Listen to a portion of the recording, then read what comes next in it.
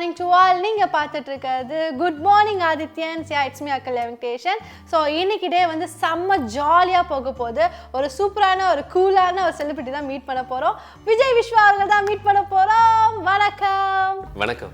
அபி Saravanan to Vijay Vishwa. எதனால இப்படி ஒரு மாற்றம்? ஏதாவது அஸ்ட்ராலஜர் ஏதாவது சொன்னாங்களா?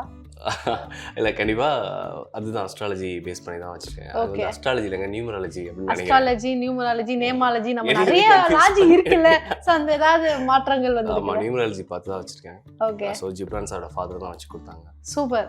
அது மாற்றமே பயங்கர பாசிட்டிவாக இருக்கு. பாருங்க, பெரிய செலிபிரிட்டிலாம் மீட் பண்றேன். ஐயோ பாத்தீங்களா, இவர் வரும்போதே வந்து இவ்வளவு காமெடிஸோட தான் வருவாரு. எப்பவுமே நாங்க பேசும்போது அவ்வளோ ஃபன்னா இருக்கும். ஸோ இந்த ஷோ வந்து செம்ம ஃபன்னா போக போகுது.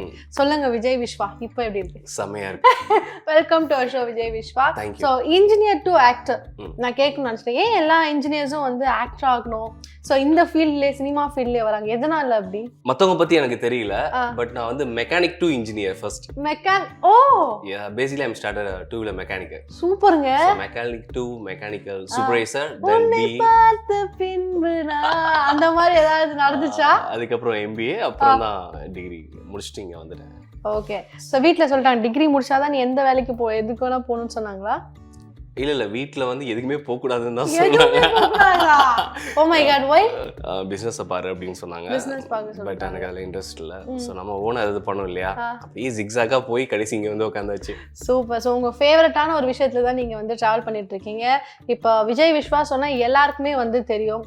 ஸோ ஒரு ஸ்மார்ட்டான ஒரு ஆக்டர் நம்ம கூட இருக்காரு. இன்னைக்கு டே வந்து ஜாலியா போகும்போது ஃபர்ஸ்ட் கேமரா முன்னாடி ஆக்ஷன் அப்படின்னு சொன்னோன்னே வந்து எப்படி ஃபர்ஸ்ட் டேக் ஓகே பண்ணீங்களா? இந்த கேள்விக்கு பதில் சொல்லணும்னா எனக்கு எப்படி சொல்றதுன்னு தெரியல. பிகாஸ் நான் ஜூனியர் ஆர்டிஸ்டா பண்ணிருக்கேன், கம்பெனி ஆர்டிஸ்டா பண்ணிருக்கேன், ஹீரோவா பண்ணிருக்கேன். நீங்க இதுல எதை கேக்குறீங்கன்னு தெரியலையே. சரி, எந்த இது வந்து உங்களுக்கு ரொம்ப காம்ப்ளிகேட்டடா அந்த ஸ்டார்டிங்ல வந்து? ஏன்னா இப்போ ஒரு சினிமா ஆர்டிஸ்ட் அப்படின்னா வந்து இட்ஸ் வெரி காம்ப்ளிகேட்டட் தான். எப்பவுமே உடனே வந்து எல்லாமே நம்மளுக்கு கிடைச்சிடாது. ஆமா. ஸோ உங்களுக்கு வந்து எப்படி இருந்துச்சு? என்னோட முதல் படம் அப்படின்னா வந்து ஸ்க்ரீன்ல நான் அப்பியரன்ஸா பார்த்தது வந்து அட்டகத்தி தான். பட் நடிச்சது வந்து ஆடுகளம்ல ஒரு 10 days நடிச்சிருக்கேன். ஸோ அது ஷூட்டிங் முடிஞ்சதுக்கு அப்புறம் வந்து பசங்களாம் ஒரு 100 பேரை கூப்பிட்டுட்டு நான் ஒரு படத்தை நடிச்சிருக்கேன் வாங்கன்னு சொல்லி கூட்டு போய் உட்காந்தா முடிய வரைக்கும் எனக்கு காணவே காணும். பசங்களாம் கலைக்க ஆரம்பிச்சிட்டாங்க. டேய் நீ போய் தானே சொன்னேன்னு. இல்ல அந்த சேவல் தூக்கிட்டு வந்த கை இருந்து இல்ல இத வச்சுதான்டா அது அப்படின்னு. ஓ நீங்க அப்படி மேட்ச் பண்ணிருக்கீங்க? இல்ல உண்மை அதுதான். ஓகே கட் பண்ணிட்டாங்க. நிஜமாவா? ஆமா. ரொம்ப அந்த டைம் எப்படி ஒரு கண்டிப்பா ஒரு பயங்கர ஃபீலா இருந்திருக்கும்ல. சரி நம்ம வந்து ஒரு 10 days வொர்க் பண்ணோம், ஆனா வந்து அது ஸ்கிரீன்ல பிரசன்ட் ஆகலன்னும் போது. இல்ல அப்போ வந்து ஜூனியர் ஆர்டிஸ்டா இருந்தோம், க்ரௌட் ஆர்டிஸ்டா இருந்தனால நமக்கு பெருசா தெரியல. அட்டகத்தி படத்துல ஜூனியர் ஆர்டிஸ்டா போறப்ப அப்படியே அப்பியரன்ஸ் காமிச்சு அப்படி கெத்தா நடந்துறப்ப மாசா. அப்ப எல்லாம் நம்ம அந்த 100 பேரை கூட்டி போனோம். அப்ப 10 பேர் தான் கூட்டி போனேன். சோ நமக்கு முன்னாடியே தெரிஞ்சிருச்சு அப்படின்னு. ஐயோ சோ ஸ்வீட். அப்புறம் குட்டி புலி படம் பண்றப்ப திருப்பி ஜாலியா ஒரு 50 பேரை கூட்டி போனேன். ஓகே. அதுக்கப்புறம் கேரள நாட்டியம் என்னைய தான் எல்லாரும் கூட்டி போனாங்க. ஏன்னா ஹீரோ இல்ல, நம்ம கூட்டிட்டுலாம் போகல, நம்மள தான் கூட்டிட்டு போவாங்க. சோ அந்த படம் வந்து உங்களுக்கு செம்மையா பிளாக் பஸ்டரா இருந்துச்சுல. சோ எப்படி இருந்துச்சு அதுல ஹீரோவா நம்ம பண்ண போறோம் அப்படின்னு? ஐயோ அதெல்லாம் சொன்ன டைம் பத்தாது. ஏன்னா நான் வந்து அந்த படத்துல வந்து ஒரு அசிஸ்டன்ட் டைரக்டரா தான் ஒர்க் பண்ணிட்டு இருந்தேன். அசிஸ்டன்ட் ஒர்க் பண்ணிட்டு டைரக்டர் எனக்கு ஷாட் கொடுக்குன்னு சொல்லிட்டு ஃபர்ஸ்ட் ஷாட் பண்றப்போ எனக்கு ஸ்கிரீன் பேப்பர் கொடுத்தாங்க. நான் அதை படிச்சுட்டு இருக்கப்போ பார்த்தா எல்லாமே ஷாட் மாறி இருந்தது. நேற்று ரைட் நம்ம டிஸ்கஸ் பண்ண சீன்ல போட்டு சார் இது சீன் ஹீரோ ஹீரோயின் மேட்ச் பண்ணிக்கோ சார், ஹீரோ என்ன செலக்ட் பண்ணல அப்படின்னே. தெரியுண்டா நீ இப்படிதான் பண்ண தெரியுறானே. நான் பயந்துட்டேன், ஐயோ நீங்க டைரக்டர் அடிக்க போறோன்னே. பேடங்க கொடுனாரு. கொடுத்தோடனே மேக்கப் போடு அப்படின்னு. சார் அப்படின்னு நீ தான்டா ஹீரோ அப்படின்னாங்க. எப்படி இருக்கும்? என்ன இது இப்படி ஒரு ஷாக்கா? அதோட அடுத்த ஷாக் கேளுங்க. அப்படியே யோசிச்சுட்டே இருக்கேன். டக்கு மேக்கப்லாம் போட்டுட்டாங்க, இது வச்சுட்டாங்க, கிளாப் போட்டு வச்சுட்டாங்க. ஆப்போசிட்ல ஹீரோயின். அது ஓகே சொன்னதுக்கு அப்புறம் பாத்தீங்கன்னா நான் ஹீரோயின் வந்து அவங்க அழகா என்ஜாய் பண்ற சீன் அது ஆக்சுவலா. பட் ஆனா நம்ம ஹீரோ ஐட்டமா அப்படியே பார்த்துட்டு இருந்தேன். எல்லாரும் கிளாப் சொன்னாங்க, நடிக்கவே இல்லை. சோ வந்து இப்படிலாம் ஷாக் கொடுப்பாங்க. செம்ம சர்ப்ரைஸ்ல இது. டைரக்டர் சார் வந்து மீட் பண்ணனும். அதான் சார் என்ன சார் நீங்க?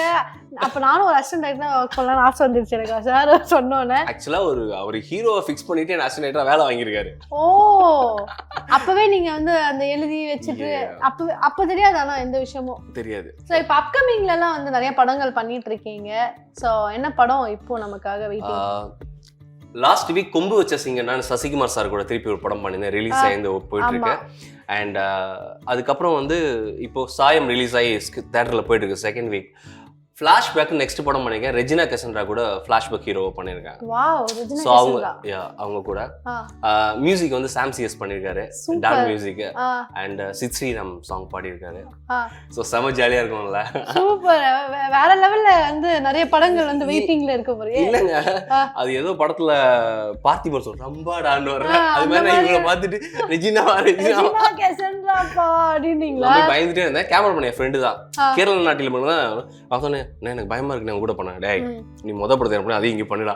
என்ன பண்ணேன், ரெஜினாமான்னு பார்த்துட்டு நான் கவர் பண்ணிக்கிறேன்னு சொல்லி ஐயோ ரெஜினா பார்த்துட்டே இருந்தேன். அவங்க ஷூட் பண்ணிட்டாங்க.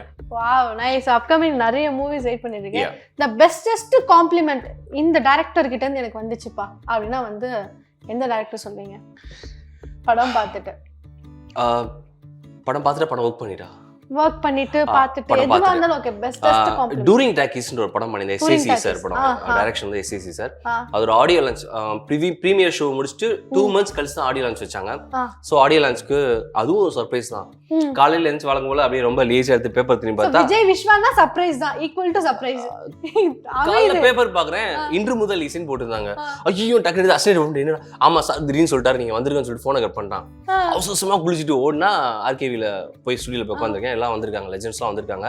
அவரு எஸ்ஐசி சார் தான் ஸ்டேஜ்ல இருக்காங்க, பெரிய பெரிய கெஸ்ட்லாம் இருக்காங்க. நான் கீழே உட்காந்து அப்படியே பார்த்துட்டே இருக்கேன். அப்படியே ஏஆர் முருகதாஸ் சார் பேசினாங்க. அபி சரவணன் ஒரு பையன் நடிச்சிருந்தான், சாரோட எங்கர் வெர்ஷன். அவ்வளோ கிளியரா நடிச்சிருந்தான்டா. ஒரு 3 நிமிஷம் என்னை பத்தி பேசினாரு. என்னால அதை மறக்கவே முடியாது. அவர் படம் பார்த்து 2 மாசம் கழிச்சு கூட சங்கர் சாரும் அதே தான் சொன்னாங்க. ஸோ நெக்ஸ்ட் வந்து இப்போ நீங்க ஹீரோவா பண்ணிட்டு இருக்கீங்க, இப்போ நெக்ஸ்ட் வந்து வில்லன் இது மாதிரி கேரக்டர் அந்த மாதிரி வந்து கிடைச்சுன்னா நீங்க பண்ணுவீங்களா? கண்டிப்பாங்க. நடிக்க ஒரு சின்ன ஒரு ரோல் கிடைச்ச கூட நான் இப்பயும் பண்ண தயாரா இருக்கேன். ஏன்னா நான் இப்போ வந்து லேர்ன் பண்ணிட்டு தான் இருக்கேன். இன்னும் ஆக்ட் பண்ணவே ஆரம்பிக்கல. எந்த வாய்ப்பு கிடைச்சாலும் நான் பண்றதுக்கு ரெடியா இருக்கேன். ரெடியா இருக்கீங்க. 2 சான்ஸ் கிடைக்குது, ஓகேவா? செம்மையான சான்ஸ் அது. ஓகே, ஒன்று வந்து விஜய் சார் படத்துல ஒரு செம்மையான கேரக்டர், நீங்க அவங்களோட பிரதரா பண்ண போறீங்க. இந்த சைட் பாத்தீங்கன்னா அஜித் சாரோட படம் பண்ண போறீங்க. ஸோ 2த்துல எது நீங்க ஒர்க் அவுட் பண்ணுவீங்க? ஆடியன்ஸா கேட்டீங்கன்னா அதுக்கு நான் பதில் அப்புறம் தான் சொல்லுவேன். ஆர்டிஸ்டா கேட்டீங்க அப்படின்னா விஜய் சாருக்கு தம்பியா பண்ற அளவுக்கு எனக்கு அழகு கிடையாது. ஆனா அஜித் சாருக்கு வில்லனா பண்ற அளவுக்கு நான் இருக்குன்னு நினைக்கிறேன். அப்படிலாம் கிடையவே கிடையாது. எல்லாத்துலயுமே நீங்க பண்ணலாம், எல்லா திறமையும் நீங்க வந்து உள்ள வச்சுக்கிட்டீங்க. இல்ல அவர் அளவுக்கு நான் ஃபேர் கிடையாது. சோ விஜய் சாருக்கு தம்பியா பண்ற அளவுக்கு எனக்கு அந்த குவாலிஃபை இருக்கான்னு தெரியல. பட் வில்லனா பண்றதுக்கு வந்து அழகு இல்ல, கேரக்டர் தான் முக்கியம். சோ அந்த ஆட்டிடியூட் தான் முக்கியம். அதை நான் கண்டிப்பா பண்ணுவேன்னு தோணுது. சோ வந்து அஜித் சாரோட வில்லனா இல்ல நான் சொன்னதை நீங்க கரெக்டா புரிஞ்சுக்கலாம்.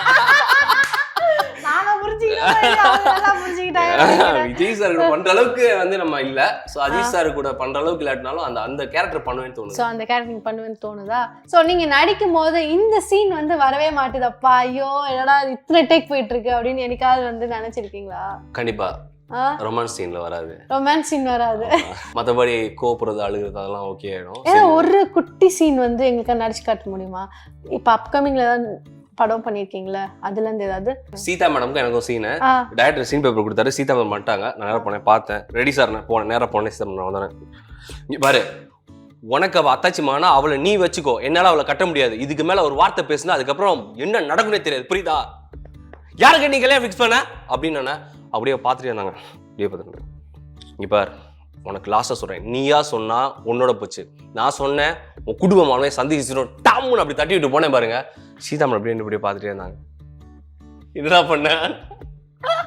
இல்ல இப்ப நாங்களும் அப்படி நல்ல போன் இந்த பக்கமா தட்டி விட்டுவாங்க, பயம் வந்துருச்சு. அவங்க வந்து ஆர்டிஸ்ட் அப்படின்னாங்க. எங்க அம்மா அவ்வளவுதான், நான் எப்படி அனுப்பணும் வந்து நினைச்சு போயிட்டேன். அப்படி சூப்பர். ஸோ இன்னைக்கு டே வந்து வேற லெவல்ல போயிருக்கும்னு நினைக்கிறேன். எப்படி இருந்துச்சு? செம ஜாலியா இருந்தது. மாட்டி விட்டீங்க, செம ஜாலியா இருந்தது. மாட்டி விட்டீங்கன்னா செம ஜாலியா இருந்துச்சு. செமையா பண்ணீங்க acting. Thank you. Thank you so much. Good morning ஆதித்யன்ஸ்ல உங்களோட டைம் எங்க கூட ஸ்பெண்ட் பண்ணதுக்கு ரொம்ப ரொம்ப நன்றி. தேங்க்யூ. அபி சரவணனா எவ்வளவு சப்போர்ட் கொடுத்தீங்களோ அது விஜய் விஸ்வாவா இனிமேல் கொடுங்க. Thank you. Okay, thank you so much. வேற ஒரு செலிபிரிட்டியோட மீண்டும் சந்திக்கிறேன். Until then, it's Akala Invitation. Vijay Vishwa signing off. Bye.